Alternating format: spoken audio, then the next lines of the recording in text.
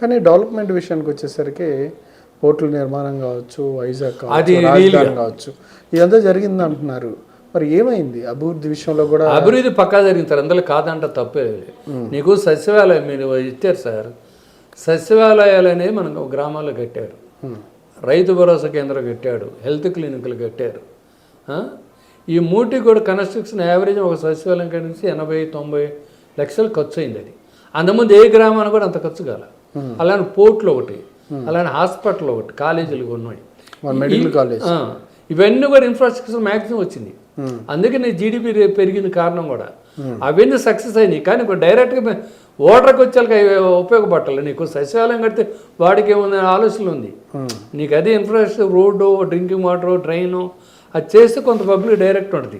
ఆ బిల్డింగ్ వల్ల వాళ్ళేమో పెద్ద ఫీల్ చేసుకోకపోవడం. ప్లస్ ఇంకోటి కూడా, ఒక సచివాలయం అనేది ఒక గ్రామానికి ఒకటే ఉండాలి. అంటే పెద్ద పాపులేషన్ బట్టి పెద్దది పెట్టు, చిన్న గ్రామానికి చిన్నవి పెట్టు. పెద్ద 3 సచివాలయాలు పెట్టి 3 భరోసా కేంద్రాలు, 3 పంచాయతీ బిల్డింగులు, 3 సచివాలయ బిల్డింగులు, 3 హెల్త్ క్లినిక్లు, 9 గడితే గ్రామంలో బిల్డింగ్ ఆక్యుపేషన్ ఎలా అవుతుందో చూడండి, ఎంత వేస్ట్ అవుతుందో చూడండి. అదే ఒక బిల్డింగ్లో కాంప్లెక్స్, కలెక్టర్ ఆఫీస్, సెక్రటరీ, మామూలుగా స్టేట్ ఉంటుందండి, దాంట్లో అన్ని వింగులు ఉన్నాయి కదా.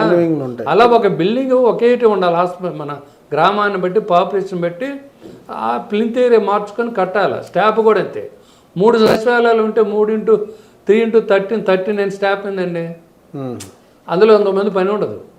కాబట్టి పెద్ద సచివాలయం అయినప్పుడు నీకు మినిమం 13 చిన్న దాంట్లో తీసుకున్నా, ఇంకో దాంట్లో కొంతమంది తీసుకొని అట్లా సచివాలయం స్టాఫ్ వలన సేవింగ్స్ వచ్చేది, బిల్డింగ్ కాస్ట్ తగ్గేది, రైతు భరోసా తగ్గేది, ఆ విధంగా వేస్టేజ్ కూడా బోల్డ్ చేసేది.